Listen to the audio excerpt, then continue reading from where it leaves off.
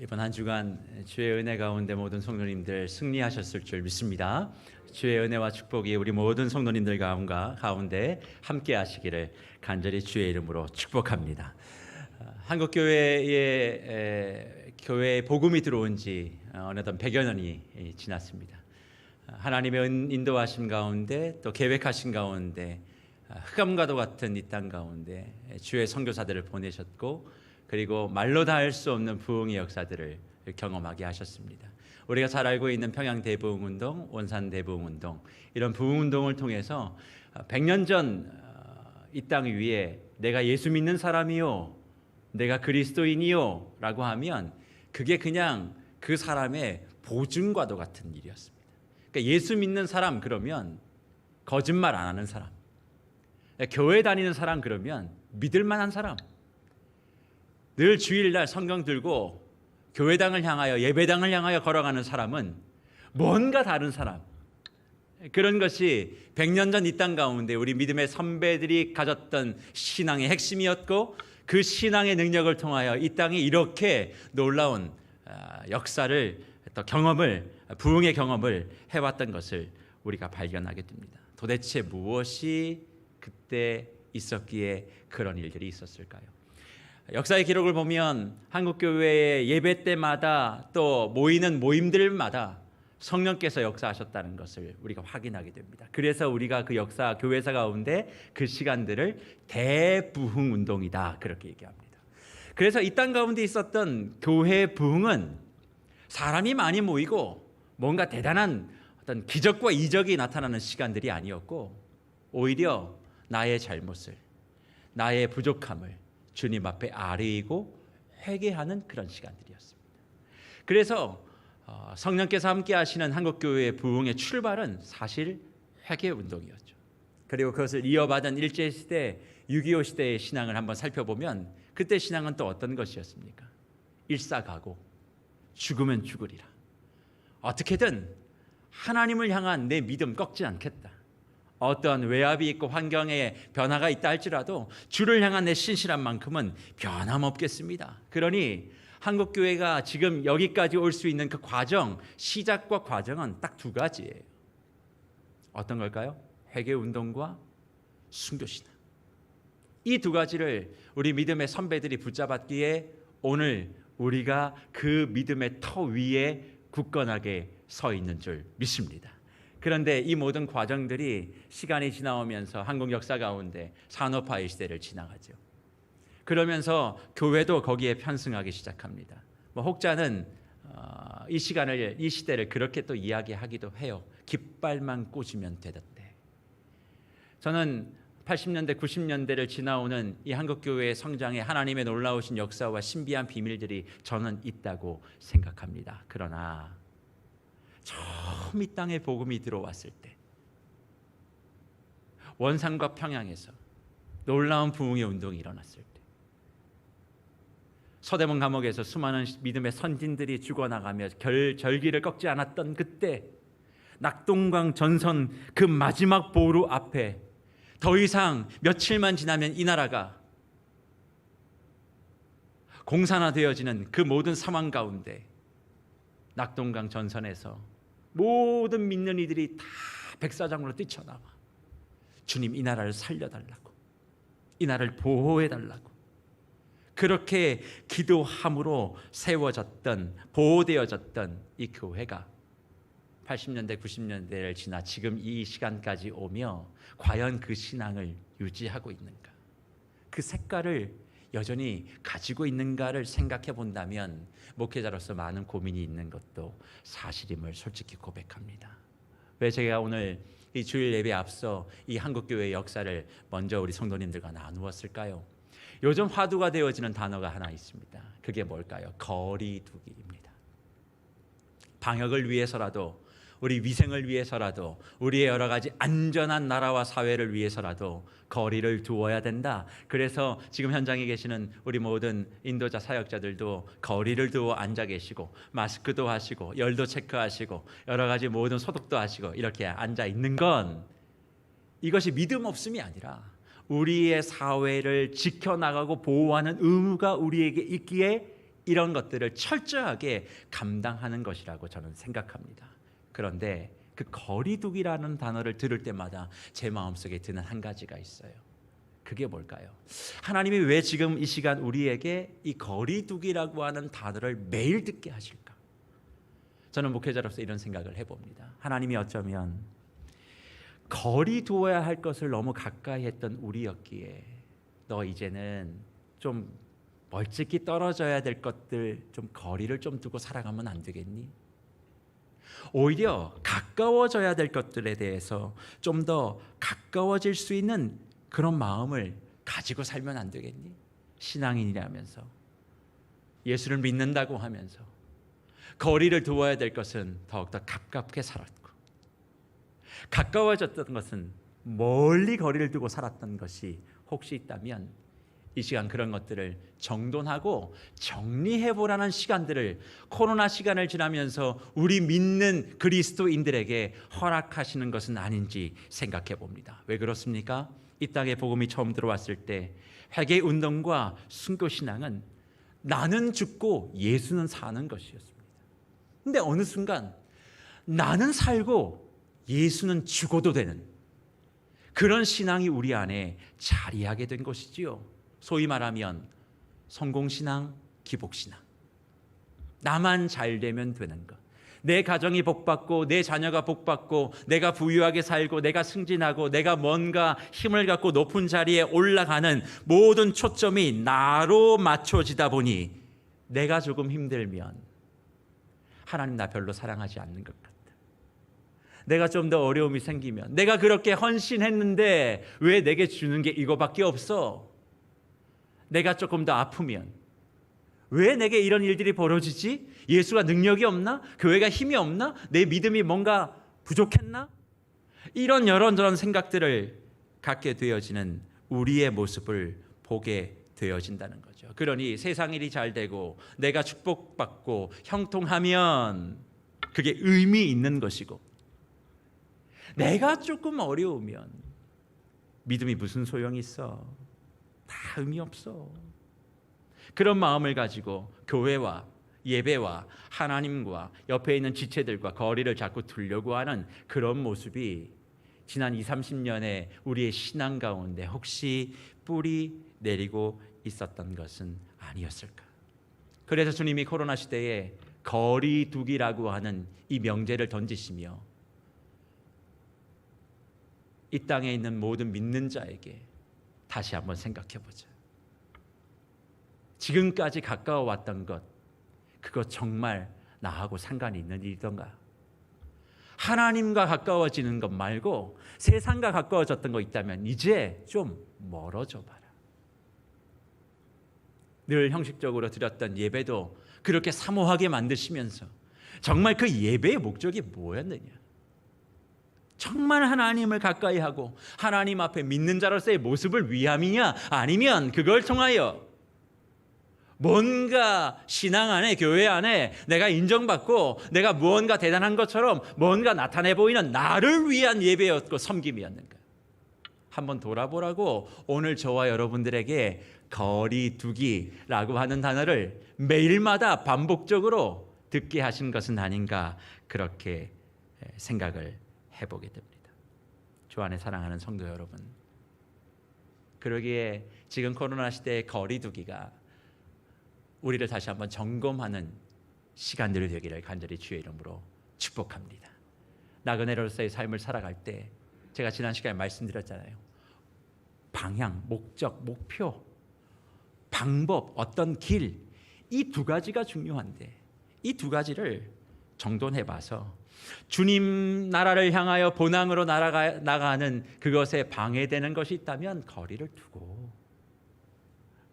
예수의 길, 예수의 보혈과 함께 가는 것이라면 힘들어도 가까이 할 수 있는 그런 마음, 그 마음이 지금 우리에게 필요한 것 아닌가 생각합니다. 그래서 오늘 본문의 사도 베드로도 힘들고 어려운 시간을 살아가고 있는 우리에게 거룩하라, 정말 주님을 닮는 모습으로 나아가라, 그렇게 말씀하시면서 한 가지 중요한 권면을 합니다. 그 권면이 무엇입니까? 오늘 본문 17절 말씀입니다. 같이 한번 보시지요. 외모로 보시지 않고 각 사람의 행위대로 심판하시는 이를 너희가 아버지라 부른즉 너희가 나그네로 있을 때를 두려움으로 지내라. 아멘. 나그네로 있을 때를 뭘로 지내라고요? 두려움으로 지내라, 그렇게 말합니다. 우리 성도님들, 이게 이해가 되세요? 나그네의 삶이에요.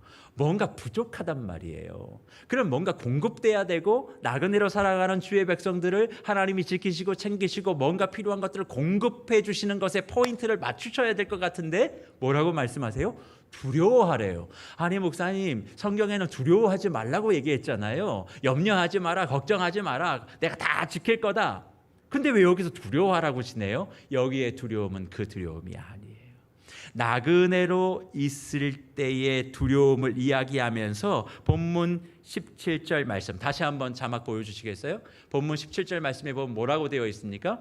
외모로 보시지 않고 각 사람의 행위대로 뭐하는? 심판하는. 그러니까 하나님이 심판하시는 분이에요. 심판하시는 분인데 그 심판하시는 분을 우리가 뭐라고 불러요? 아버지라고 부른다고요. 그러니까 그 아버지라고 부르기 때문에 너희가 나그네로 있을 때를 두려움을 지내라. 그 무슨 얘기죠? 심판하시는 하나님이 아버지예요.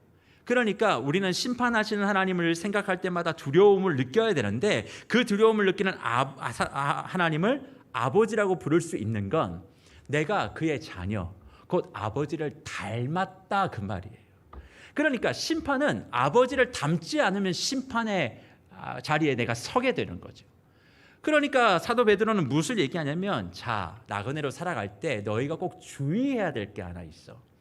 하나님을 닮았는지 안 닮았는지를 늘 살피고 세밀하게, 닮지 않았으면 너 그거 두려워하는 마음으로 살아야 돼. 돌이켜야 돼. 어떻게든 하나님이 원하시고 닮아가는 모습으로 예수 닮음이 그 두려움의 이유여야 돼. 그것을 지금 우리에게 가르쳐 주는 것입니다. 그런데 이 말씀을 들으면 우리 성도님들 또 한 가지 질문이 한 가지 들지 않으십니까?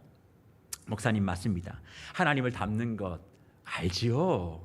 하나님이 거룩하게 살라고 했던 것대로 거룩하게 살아야 되는 거, 그거 나도 알지요. 나도 그렇게 되고 싶어요. 그런데 목사님, 잘 안 돼요. 그렇게 수없이 배웠는데 내가 하려고 하는데 안 돼요. 목사님, 수없이 다짐해요. 수없이 내가 다짐하고 또 다짐하고 또 다짐해요. 결단하고 결단해요. 근데 잘 안 돼요. 그래서 목사님, 내가 너무 답답해요. 제가 싫어진다니까요. 그렇게 말씀하시는 성도님들 많이 계십니다. 아니요, 그 성도님들의 말씀이 아니고 저의 고백이에요. 저도 제가 싫어요. 잘 안 되니까. 그런데 성도 여러분, 분명한 거 한 가지는 이겁니다. 내가 예수를 닮아가려고 하는 건, 내가 하나님의 거룩하심처럼 되려고 결단하고 의지적으로 노력한다고 해서 그 거룩이 내 것이 되지 않는다는 것입니다.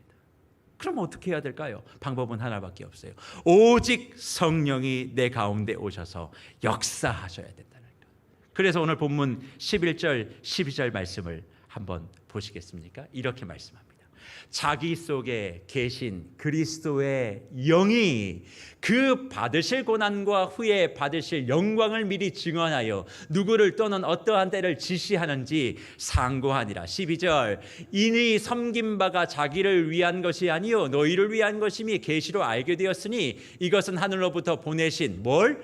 성령을 힘입어 복음을 전하는 자들로 이제 너희에게 알린 것이요 천사들도 살펴보기를 원하는 것이니라. 아멘. 보세요. 그리스도의 영이 하늘로 보내신 성령을 힘입어 그 다음에 복음을 전하는 자들로 라고 분명히 얘기합니다. 그러니까 구원의 은혜와 하나님의 놀라우신 십자가의 능력을 체험한 사람, 이 사람이 살아야 될 삶은 증인의 삶인데 이 증인의 삶을 살기 위해서는 반드시 거쳐야 될 과정이 하나 있다는 거예요. 그게 뭡니까? 하나님과 닮아가는 것, 예수와 내가 닮은 꼴이 되어지는 것. 그런데 그것은 내 열심으로 되는 것이 아니라 어떨 때 가능하다고요? 하늘의 영, 그리스도의 영, 곧 성령이 우리 가운데 임하게 되어지면 우리가 그런 증인의 삶을 살 수 있다는 사실이죠. 그러면 어떻게 성령이 우리 가운데 역사하게 되어지고 또 성령께서 역사하면 우리의 삶에 어떤 변화를 통하여 그 증인의 삶을 살게 하실까요? 그 본문은 사도행전 1장 8절에 나옵니다. 우리 잘 암송하시는 구절이시죠? 암송하실 수 있는 분들은 암송하시고 앞에 자막을 또 보시고 같이 한번 큰 소리로 내 마음을 담아서 한번 암송해 보도록 하겠습니다. 봉독해 보도록 하겠습니다. 오직 성령이 너희에게 임하시면 너희가 권능을 받고 예루살렘과 온 유대와 사마리아와 땅끝까지 이르러 내 증인이 되리라 하시니라. 아멘. 끊임없이 반복했던 암송했던 말씀 중에 오늘 두 가지의 별표를 딱 해놓으셨으면 좋겠어요. 권능이라는 단어, 그리고 두 번째 증인이에요. 오직 성령이 너희에게 임하시면 첫 번째 변화가 있어요. 너희가 뭘 받아요? 어렵나요? 뭘 받아요? 권능을 받고, 권능 받고 난 다음에 뭔데요? 예루살렘 온 유대 사마리아와 땅까지 이르러 내 뭐가 됩니까? 증인이 되어지는 거예요. 그러니까 증인의 삶을 살기 위해서는 조건이 하나 있어요. 권능을 받아야 돼. 그런데 이 권능을 받기 위해서는 뭐가 임해야 돼요? 성령이 우리에게 임하셔야 된다. 성령이 우리에게 임하면 권능을 받아야 되는 거예요. 그러니까 우리가 증인의 삶을 살기 전에 우선적으로 해야 될 것은 성령 체험이고, 성령 체험을 통하여 내가 뭘 받는 거예요? 권능을 받는 거예요. 자, 그러면 성령 체험에 대한, 성령을 받는 거에 대해서는 다른 거 없어요. 예수를 구주로 시인하는 것, 그분을 믿는 것, 그분 앞에 예수의 이름으로 기도하면 우리에게 성령을 주시겠다 약속하셨으니까 성령을 하나님께서 우리에게 허락하시고 우리 모두가 그 성령을 받는 줄 믿습니다. 문제는 성령이 임하고 난 다음에 허락되어진 이 권능이에요. 성도님들, 권능이 뭡니까? 성령이 내게 오면 권능을 받는다는 거예요. 여기 앉아 계신 우리 성도님들, 온라인으로 참여하는 모든 성도님들 다 우리는 예수를 구주로 믿음으로 받아 성령 받는 자인 줄 믿습니다. 그럼 우리는 다 권능을 받은 자여야 하지요? 보세요. 성령 받는 줄 아십니다. 그러면 아멘 하지만 권능 받는 자인 줄 믿습니다. 그러면 긴가민가한 거예요. 이게 내가 예수를 믿는 건 맞는데, 성령도 내게 함께 하는데, 근데 권능이 내게 있나? 고민되시죠? 이게 고민되는데 어떻게 증거의 삶을 살죠? 그럼 도대체 이 권능이 뭘까? 사실 이 권능은 세상의 어떤 능력, 지위, 돈, 명예 이런 거 아닙니다. 성령이 내게 임하면 내 사업이 대박난다, 그런 건 성경에 없어요. 권능은 세상적으로 뭔가 더 성장하고 성공하는 그런 파워의 능력이 아니라는 사실. 그러니까 내가 예수를 믿어도 뭔가 잘 안 된다 해서 그 사람에게 권능이 없는 것이냐? 그렇지 않다라는 거예요. 그럼 이 권능이 뭘까요? 성령이 너희에게 임하시면 너희가 권능을 받는다는 건 내가 바뀌어지는 능력이라는 거예요. 내 생각과 삶의 목표와 내 가치가 달라지는 것. 예수를 십자가에 못 박았을 때 다 도망갔던 제자가 오순절 성령 강림 사건에 성령을 체험하고 난 다음에 그 자리를 지키게 시작하는 거예요. 이제는 예수를 저주하고 도망갔던 제자들이 이제는 예수를 증거하기 시작합니다. 예수가 나의 전부입니다. 예수가 나의 모든 것입니다. 예수가 나의 구원자이십니다. 예수가 지금도 나와 함께합니다. 예수가 나와 함께하니 나는 염려할 것도 없고 두려워할 것도 없고 나는 기쁘고 평안합니다. 수많은 순교와 환박과 환난과 핍박과 그리고 수많은 그 강압이 우리 가운데 있었을 때도 초대교회 성도들은 나를 향해 달려오는 사자를 바라보면서도 내 영혼이 은총이모 중한 재짐 벗고 보니 그 어디나 하늘나라를 부르며 그 사자의 입속으로 들어갔던 역사의 기록. 왜요? 삶의 목표가 달라진 거예요. 삶의 가치와 생각이 달라지는 거예요. 이제는 예수를 이용하여 내가 원하는 것을 성취하는 것이 아니라 이제는 나를 예수를 위하여 온전히 드림으로 말미암아 예수가 원하는 삶, 예수님이 원하시는 그런 삶의 목표, 방향, 복음 증거 이런 것을 위하여 내가 살겠다고 내 마음을 꺾는 것, 그게 권능이라는 거예요. 그러니 성령이 임한 사람에겐 뭐가 없어요? 내 고집이 없어요. 매일 날마다 내 생각을 십자가 앞에 꺾는 거예요. 그러니까 그 성령이 내게 임하면 남들과 나를 비교하지 않아요. 내가 못 가져도 서운하지 않아. 내가 잘 안 돼도 열등감이라는 게 없어요. 내가 좀 못 누려도 답답하지 않아. 그냥 이 순간 주님이 내게 허락하신 이곳을 감사함으로 받고, 주님 내게 지금 이 자리, 이 형편, 이 시간을 지나게 하시는 건 주의 증거를 나타내기 위함인 줄 믿고, 주님 내 생각은 이렇지만 주님의 뜻하심이 이거라면 내 생각을 꺾겠습니다. 내 마음을 꺾겠습니다. 내 의지를 꺾겠습니다. 그래서 주님을 향해 내 마음과 생각과 삶의 목표를 바꿔내는 게 뭐라고요? 권능이라는 것이. 저는 이 권능이 우리 세계로교회 모든 성도님들 가운데 함께 하시기를 간절히 주의 이름으로 축복합니다. 그래서 성령을 받는 사람은요, 삶이 해피해요. 하나님이 주신 거니까.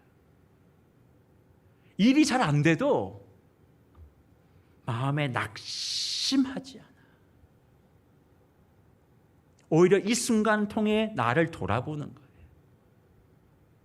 혹시 하나님의 이 뜻하심에 내가 좀 안 맞는 게 있는 게 뭘까를 먼저 점검하는 거예요. 바람이 막 불어오고 어려움이 막 올 때 힘들어, 하나님 어떻게 나에게 이럴 수 있어가 아니라, 주님 뭘 또 꺾을까요? 뭘 또 정리할까요? 그래서 살아가는 사람이 권능자. 그래서 초대교회, 한국 초대교회의 그 신앙의 선배들이 이 성령을 체험한 거예요. 그리고 권능을 받은 거예요. 그러니까 뭐가 바뀌어요? 삶의 목표가 바뀌는 거예요. 그러니 내가 돈 많이 버는 게 목표가 아니에요. 내가 높은 자리에 올라가는 게 목표가 아니에요. 그거 되면 축복이고 그거 안 되면 축복이 아니었다고요. 그래서 초대교회 장로님들 중에는 양반이 아닌 노비들이 장로가 됐던 기록들이 있습니다. 교회 가면 장로님이 집안 노비예요. 근데 다시 돌아가면 그 장로님이 양반 주인의 종이었던 거예요. 이게 아무렇지도 않았어요. 예수 안에 그게 아무렇지도 않았다고요. 그걸 또 인정하셨어, 그 당시의 모든 신앙인들이. 왜? 예수 안에 자기의 생각은 다 정돈했기 때문에 그렇죠.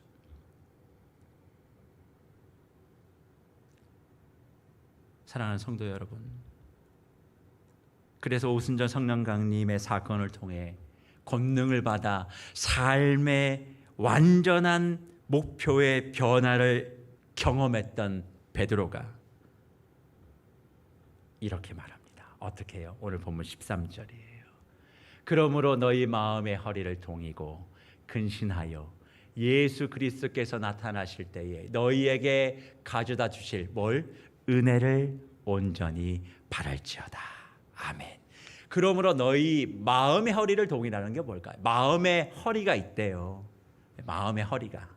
마음의 허리가 있다는 말은 뭐냐면, 결국 너희의 생각, 너희의 방향, 이것들을 좀 묶어라, 근신해라, 좀 절제해라, 통제해라. 그래서 그리스도께서 나타나실 때에 너희에게 가져다 주실 뭘? 은혜를 좀 사모하고 살아가야 된다. 그걸 말씀하는 거죠. 쉽게 설명하자면 성령을 체험하고 그 권능을 경험하게 되어지니까 이제 내가 하고 싶었던 삶들을 내가 묻기 시작하는 거예요. 내 뜻대로 안 되는 삶이 짜증나는 것이 아니라 내 뜻대로 안 되는 것이 은혜입니다. 하나님이 어떤 기적과 하나님이 어떤 계획을 가지고 계셔서 이게 안 됩니까? 그러니까 거기에다가 내 마음과 생각을 딱 묶어놓고, 주님 이래도 안 되고 저래도 안 된다면, 내 뜻대로 안 되고 너 뜻대로도 안 된다면 주 뜻대로 하십시오. 성령의 통치 앞에 내가 완전히 엎드러지는 사람만이 뭐 할 수 있다고요? 주님 다시 오실 때에 은혜를 사모할 수 있다, 그렇게 말합니다. 그러니까 은혜란 내가 원하는 대로 뭔가 되는 것이 아니라 성령의 인도하심과 통치 앞에 내가 딱 무릎을 꿇는 거예요. 그럴 때 그게 은혜가 되고 우리의 삶에 진정한 평안을 허락해 주신다, 약속하시는 것입니다. 사랑하는 우리 세계로 교회 성도 여러분, 하나님이 우리의 삶을 지켜주실 줄 믿습니다. 그런데요, 내 뜻대로 안 된다고 짜증내지 마세요. 화내지 마세요. 왜 안 된다고 짜증내봐야 내 마음만 아파. 그리고 내가 생각하고 고민해서 될 일이라면 하루 종일 고민하세요. 근데 성경에 어디에 하루 종일 고민하라는 얘기가 어디 있어요? 고민해도 안 되니까 어차피 내 뜻대로는 안 돼요. 그렇죠? 그럼 누구 뜻대로라도 돼야 돼? 주 뜻대로라도 돼야 돼. 그게 성령의 통치를 인정하는 믿음의 고백이고, 그렇게 고백하는 사람에게 뭘 주시겠다고요? 은혜를 주시겠다 말씀하시는 거예요. 그래서 저는 정말 폭풍우가 몰려오고 풍랑이 우리의 삶을 덮을 때 주님, 성령의 능력으로, 성령의 폭풍 같은 바람으로 나를 좀 덮어주십시오. 주님, 거친 파도가 와서 나를 힘들게 할 때 저 파도보다 더 높은 성령의 권능으로 나를 좀 변화시켜 주십시오. 주님, 내가 내 앞에 놓여있는 산적한 문제보다 더 큰 은혜로 나를 좀 덮어주십시오. 그런 삶이 우리 가운데 체험되어지는 우리 세계로 교회가 되기를 간절히 주의 이름으로 축복합니다. 그러면 그렇게 성령의 능력, 그리고 또 그로 말미암아 권능을 체험하고 은혜를 누리는 사람에게 나타나는 모습은 어떤 것일까? 저는 오늘 이것을 말씀의 두 가지로 적용해보고 이 삶을 우리의 삶 속에서 누려가는 기쁨이 우리 가운데 있었으면 좋겠습니다.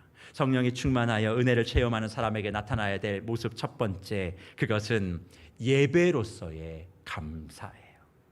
예배로서의 감사. 신앙생활을 하다 보면 감사해야 된다는 얘기들을 많이 합니다. 그런데 그 감사가 참 종종 형식적일 때가 많아요. 마음은 별로 동하지 않는데 그냥 감사해야 된다라고 하는 학습적인 감사가 우리 가운데 너무 많아요. 그런데 왜 그러느냐? 감사의 원래의 의미들을 잘 몰라서 그래요. 감사라고 하는 말은 원래 히브리 말로 토다라는 단어를 씁니다. 근데 이 토다라는 말이 감사하다는 말인데, 이 토다를 쓸 때는 하나님이 그냥 감사해라고 쓰신 게 아니에요. 이 토다, 곧 감사라는 말을 쓸 때는 반드시 붙이는 상황이 한 가지 있습니다. 어떤 상황일까요? 레위기 7장 12절, 13절입니다.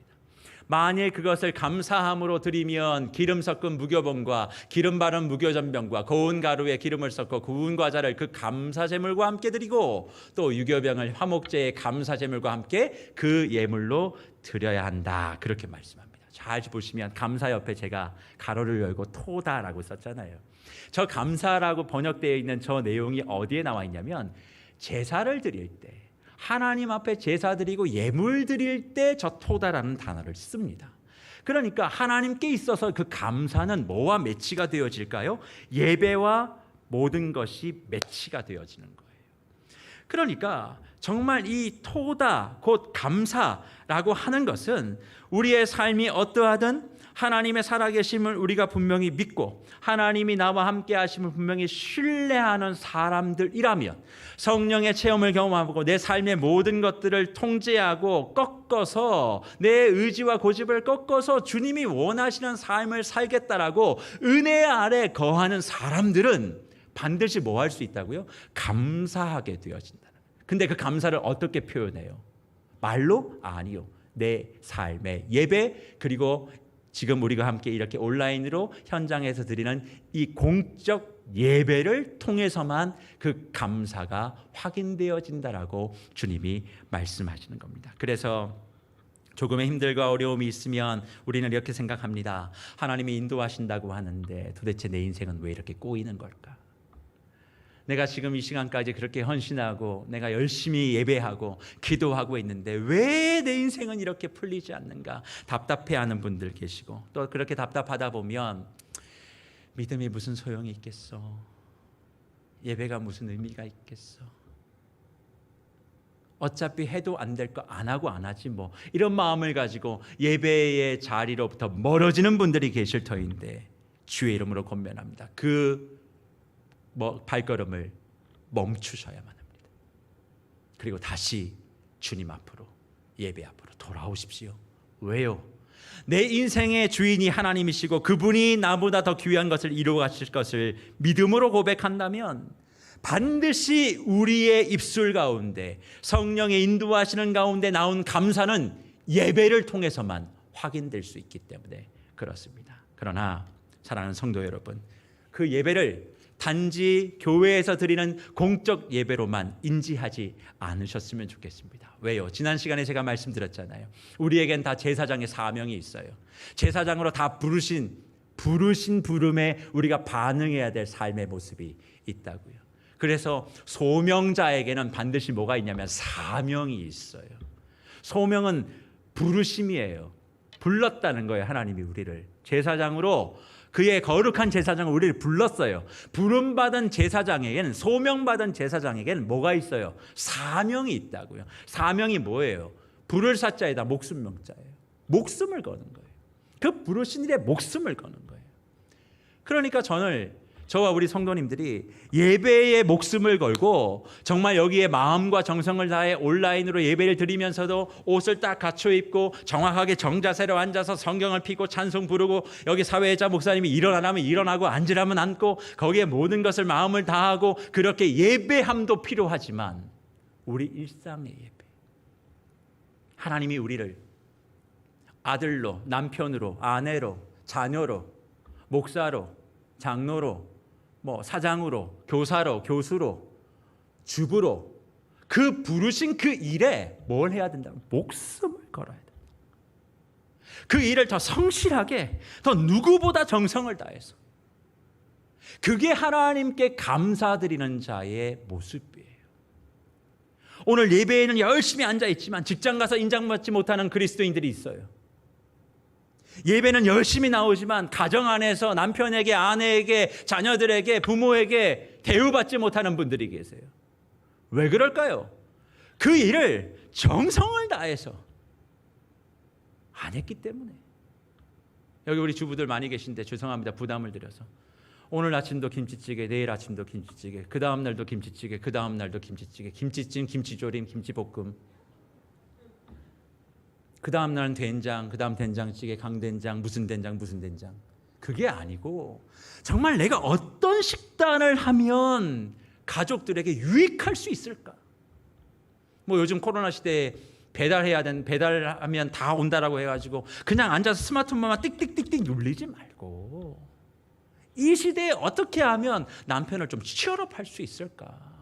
어떻게 하면 자녀들에게 그 사랑을 좀 베풀 수 있을까? 그걸 고민하고 목숨을 거는 자가 뭐예요? 성령의 체험을 경험하고 권능을 받아 은혜로 하나님 앞에 감사를 고백하는 자라고 성경이 우리에게 가르치는 줄 믿습니다.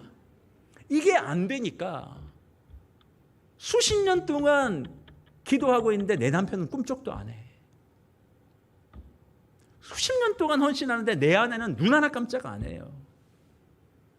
이유가 어디 있을까요? 주님이 능력이 없어서? 아니요. 그 능력의 통로가 되어지는 내가 그 예배에 목숨을 걸지 않으니까. 식단 하나를 만들어도 이게 예배라고 생각하고 정성을 다하세요. 우리 청년들 직장에서 인정받으세요. 우리 남자 성도님들 하고 있는 모든 일들 가운데 누구보다 성실하게, 누구보다 열심히 이걸 하나님 앞에 드리는 예배자로 사명인 줄 알고 목숨을 걸 때 주님이 그 예배를 무슨 고백으로 받으신다고요? 감사의 고백으로 받으신다. 저는 하나님이 받으실 만한 감사의 고백이 우리 세계로교회 성도님들 가운데 가득하게 될 줄 믿습니다. 이게 예배고, 이게 감사고, 이게 능력이고, 이게 권능인 거예요. 그리고 두 번째로 성령의 능력으로 변화되는 은혜의 모습. 첫 번째가 뭐였습니까? 예배로서의 감사였잖아요. 두 번째는 순종으로서의 감사. 순종으로서의 감사예요. 오늘 본문 14절과 15절 한번 보실까요? 이렇게 되어 있습니다. 너희가 순종하는 자식처럼 전에는 알지 못하던 때에 따르던 너희 사욕을 본받지 말고 오직 너희를 부르신 거룩한 이처럼 너희도 모든 행실에 거룩한 자가 되라. 아멘. 잘 보세요. 너희가 순종하는 자식. 자, 순종하는 자식이에요. 자녀예요. 그러면 순종하는 자녀에게 나타나는 첫 번째 특징을 베드로 사도는 이렇게 얘기해요. 너희 사욕을 본받지 말라. 마음의 사심과 욕심을 버려라. 그래야 너희를 콜링하신, 너희에게 소명을 주신, 사명을 주신 거룩한 하나님처럼 너희도 모든 행실에 거룩하게 된다. 그렇게 말씀합니다. 그러니까 순종의 키는 내 욕심을 버려내는 것, 바로 그로 말미암아 거룩한 사람이 되는 것이라고 성경이 이야기합니다. 그런데 성도 여러분, 순종의 진짜 의미가 뭘까요? 순종 그러면 일단 싫으시죠? 좋으세요? 일단 싫잖아요. 왠지 내가 하기 싫은 것을 자꾸 하라는 것 같고, 난 자유하고 싶은데 왜 자꾸 순종하라 그러지? 순종하라는 얘기 자체는 잘 안 되는 걸 알고 얘기하는 거예요. 그러니까 들으라는 얘기죠. 그래서 우리가 마음이 참 껄끄러워요. 그런데 이 순종의 진짜 의미 어떤 것이냐면 저는 감사 속에서 이 의미를 찾아요. 제가 찾는 게 아니고 성경이 그걸 얘기해요. 어디에 나올까요? 창세기 2장 8절입니다. 창세기 2장 8절 같이 한번 읽어볼까요? 여호와 하나님이 동방의 에덴의 동산을 창설하시고 그 지으신 사람을 거기에 두시니라. 아멘. 목사님, 저기에 무슨 순종의 의미가 있다고요? 감사의 의미가 도대체 어디 있어요? 근데 잘 보세요. 하나님이 에덴에 뭘 만드셨어요? 동산을 창설하셨어요. 창설하신 그곳에 어떻게 합니까? 그 지은 사람을 거기에 둡니다. 그리고 9절 말씀 어떻게 되어 있는 줄 아십니까? 같이 한번 읽어볼까요? 여호와 하나님이 그 땅에서 보기에 아름답고 먹기에 좋은 나무가 나게 하시니 동산 가운데는 생명나무와 선악을 알게 하는 나무도 있더라. 아멘. 자, 에덴 동산에 창설하셨어요. 그리고 난 다음에 거기에 그 지으신 사람을 두셨어요. 그리고 9절 말씀에 보기에 아름답고 먹기 좋은 나무가 있었어요. 우리는 에덴 동산 하면 생각나는 거 딱 하나밖에 없으시죠? 선악을 알게 하는 나무. 그것만 있는 줄 알아요. 근데 오늘 본문에 보니까 생명나무도 있었고 선악을 알게 하는 나무도 있었는데 그 앞에 보면 뭐가 있어요? 아름답고 먹기에 좋은 나무가 나게 했어요. 그러니까 성경의 순서는 하나님이 중요하게 여기는 과정이에요. 그러니까 저기서 선악을 알게 하는 나무가 워낙 우리가 죄의 문제 때문에 많이 강조했기 때문에 이슈가 되지만 실상은 보기에 아름답고 먹기 좋은 나무, 그 다음에 생명나무, 그 다음에 선악을 알게 하는 나무예요. 그러니까 하나님이 그 사람, 지으신 사람을 거기에 둬서 첫 번째로 원하셨던 건 그 아름답고 좋은 나무를 먹고 누리라는 거예요.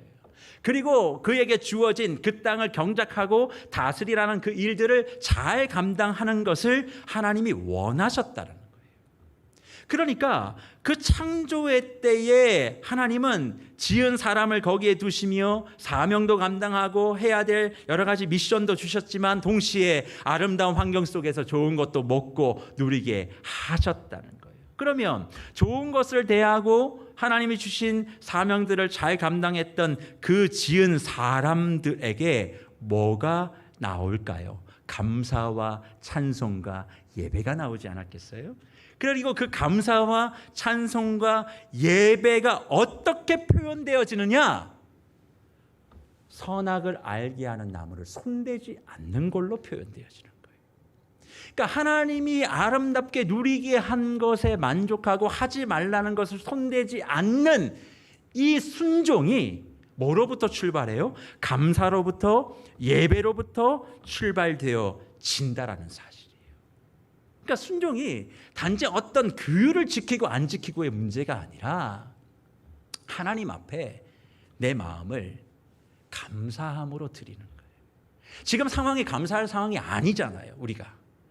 그런데 성령이 내게 임하니까 그게 변해요. 그러니까 상황은 나쁜데 내가 바뀌니까 뭐가 나와요? 감사가 나와요. 그러니까 예배해요. 열심히 주일날 참석해요. 온라인 예배 참석해요. 수요일 참석해요. 내일부터 시작되는 주님과 함께 새벽을이라고 하는 새벽 기도에 참여하기 시작해요. 그리고 내일을 열심히 해요. 힘든데 열심히 해요. 누구보다 열심히 해요.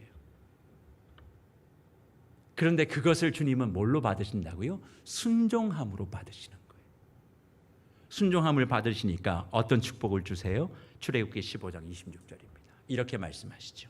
이르시되 너희가 너희 하나님 나 여호와의 말을 들어 순종하고 내가 보기에 의를 행하며 내 계명에 귀를 기울이며 내 모든 규례를 지키면 내가 애굽 사람에게 내린 모든 질병 중 하나도 너희에게 내리지 아니하리니 나는 너희를 치료하는 여호와임이니라. 아멘.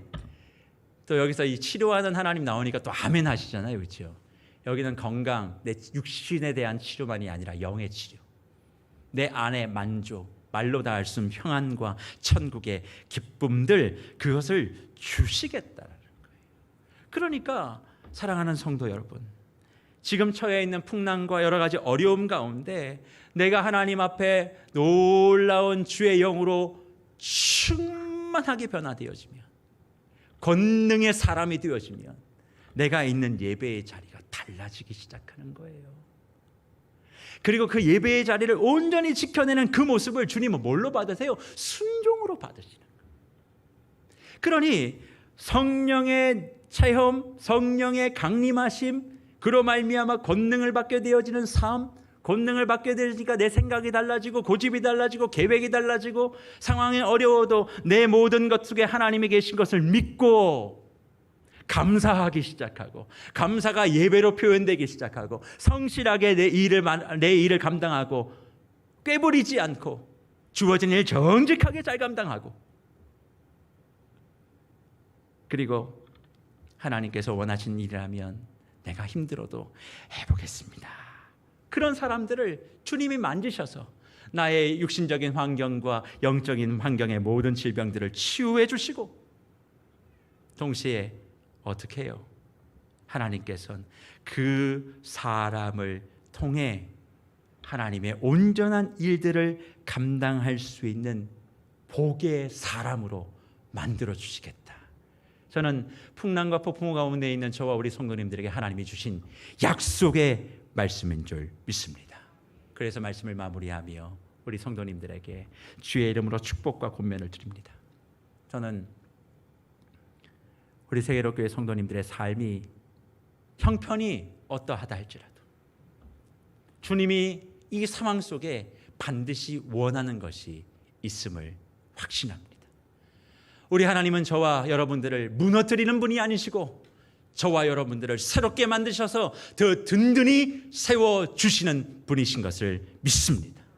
그렇다면, 그것을 내가 믿는다면 그 하나님과 함께 우리의 삶을 걸어감으로 그분이 주시는 그 권능을 우리가 체험해야 되지 않겠습니까? 짜증내지 마세요. 가슴을 너무 치지도 마세요. 분명히 하나님의 뜻하심이 있어요. 그걸 믿고 내게 주어진 삶의 터전이 어떠하든 그것에 집중하고 목숨을 걸고 내 온 마음과 정성을 다 해놓을 때 하나님 반드시 저희를 베드로전서 2장 9절에 약속하신 그의 소유된 백성, 보화와 같은 그런 존재로 저와 여러분들을 삼으시며 폭풍 속에 우리를 보석과도 같이 잉태하셔 세상 가운데, 가정 가운데, 삶의 터전 가운데 우리를 내어 놓아 주실 줄 믿습니다. 순종하는 것이 힘들다고 생각하지 마세요. 감사하면 순종할 수 있어요. 주님 앞에 감사의 고백으로 드리는다라고 생각하면 내가 안 되는 것도 정리할 수 있어요. 다시 한번 우리 코로나 시대에 예측할 수 없는 풍랑과 폭풍우가 우리에게 달려온다 할지라도 그것에 두려워할 것이 아니라, 주님, 저 풍랑을 통과하고 난 다음에 내가 보석이 되어야 할 텐데 그렇게 되지 못하면 어떡합니까? 그런 두려움을 가지고 주님, 나를 더욱더 빛나고 투명한 보석으로 만들어 주십시오. 보배로 만들어 주십시오. 그렇게 한번 주님 앞에 기도할 때 이번 한 주 주 안에서 말로 다 할 수 없는 하늘의 능력과 승리를 맛보시는 우리 모든 세계로교회 성도님들이 다 되실 줄 믿습니다. 그래서 저는 이 시간 이 찬송을 우리 성도님들과 함께 하기를 소망합니다.